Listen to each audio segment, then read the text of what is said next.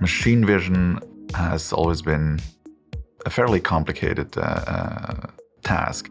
In the past, when a computer vision expert was implementing a rule-based vision system, that person was probably spending about 80% of the time on designing the algorithm and implementing and testing the algorithm, and probably about 20% on validating and checking whether that algorithm does the right job.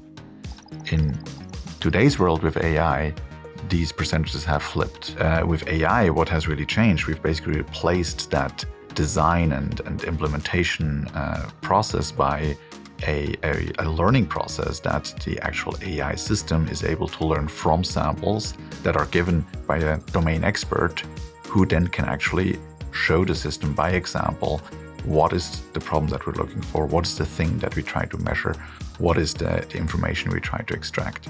What's really new and what has changed dramatically in the last couple of years really is the amount of compute and the amount of data that we have available. Compute on the one hand, of course, to computers and GPUs, and the humongous amount of data that we are collecting in the internet every day has really helped to fuel this AI revolution. What is changing is that now we can basically do that same task with much less, let's say, advanced knowledge of how computer vision or how computers work.